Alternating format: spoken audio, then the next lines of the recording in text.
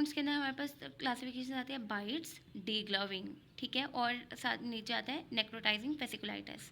अब सबसे पहले बाइट्स आते हैं। बाइट्स में हमारे पास क्या है कि जब हमारे पास मेटाकार्पोफ्लेंजल जॉइंट्स के जो वुंड्स आते हैं ना, जो ये वाले वुंड्स, यहाँ पे वुंड्स है, तो खुद सोचो इसके ऊपर क्या हो सकता है। तो ह्यूमन बाइट के तौर पे हम इसे जो है ना वो ट्रीट करते हैं, ठीक है। इसके अंदर हॉट, स्वॉलन, टेंडर जॉइंट्स हो जाता है with restricted mobility.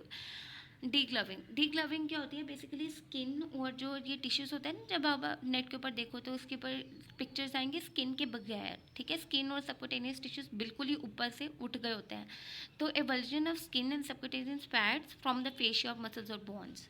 Fascia muscle bones के ऊपर से जो है ना वो बेसिकली स्किन और सबक्यूटेनियस फैट्स उतर गया होता है। फिर हमारे पास आता है ओपन डीग्लविंग। ओपन डीग्लविंग और क्लोज डीग्लविंग। ओपन डीग्लविंग क्या होती है, इसके अंदर हमारे पास फिंगर एवॉल्व हुई होती है लेकिन स्किन लॉस नहीं हुआ होता।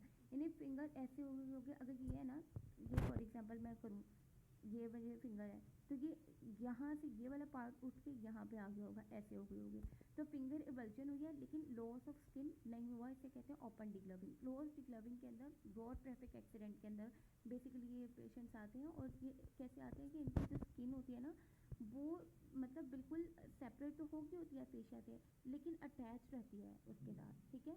ये नीचे मैं अभी आपको दिखाऊंगी इसकी पिक्चर्स। लेकिन अब इसकी वजह से होता क्या है कि ऐसे है ना, स्किन ऐसे है, तो ये सेपरेट तो होगी है ये चीज़, लेकिन ये उसके साथ ही अभी तक जुड़ी हुई है, ऐसे नहीं हो गई है, तो ये जुड़ी हुई है। इसकी वजह से ये जो दरमियान वाला ये वाला पार्ट है ना, ये वाला, इसके अंदर क्या होने शुरू हो जाता है कि लिम्फेटिक और वेस्कुलर यानी कि हीमोलिम्फेटिक कलेक्शन होने लग जाती है, ठीक है। हीमोलिम्फेटिक कलेक्शन होती है जिसको हम कहते हैं मोरल लेविला लेयन, ठीक है। तो ये मैं इसकी डायग्राम आपको दिखाती हूँ, ये है, ये देखो इसकी डायग्राम के अंदर देखो, तो ये हमारे पास ये स्किन थी, ये हमारे पास जो है ना वो subcutaneous fat, superficial fascia, deep fascia, और फिर ये मसल्स और बोन्स। अब इसके अंदर हमारे पास क्या होता है, डीग्लविंग के अंदर ये देखो, ये स्किन और सबक्यूटेनियस फैट्स अलहदा सेपरेट हो गई हैं, लेकिन ये अभी भी उसके साथ अटैच है, जिसकी वजह से क्या होगा, नीचे से ब्लड और लिम्फ जो है इसके दरमियान कलेक्ट होने लग जाता है, जिसे हम कहते हैं मोरल लेवलर लियन, ठीक है, मोरल लेवलर लियन। अब क्लासिफिकेशन डिग्लविंग की क्या है लिम्स ट्रॉमा के अंदर, लिमिटेड डिग्लविंग, नॉन सर्कमफ्रेंशियल, फिर सर्कमफ्रेंशियल। सर्कमफ्रेंशियल सबसे पहले लिमिटेड, फिर नॉन सर्कमफ्रेंशियल, फिर सर्कमफ्रेंशियल। अब सर्कमफ्रेंशियल आगे फर्दर दो, सिंगल प्लेन और मल्टीपल प्लेन, ठीक है। तो लिमिटेड हो गया, फिर सर्कुलर हो गया, फिर नॉन सर्कुलर और सर्कुलर। सर्कमफ्रेंशियल जो है आगे फर्दर दो, सिंगल और मल्टीप्लेनर, ये हो गया।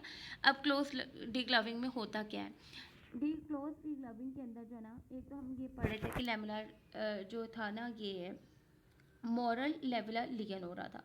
क्लोज डिग्लविंग के अंदर हीमाटोमा, कंपार्टमेंट सिंड्रोम और टेटनस शुरू हो जाता है। एक्यूट कंपार्टमेंट सिंड्रोम के अंदर क्या होता है, बेसिकली इसके अंदर क्या है कि क्लोज ओस्टियोफेशियल, ये देखो जैसे कि है ना, ये इस चीज़ के भरने की वजह से क्या हुआ कि वहाँ पे प्रेशर बहुत ज़्यादा हो जाता है, ठीक है।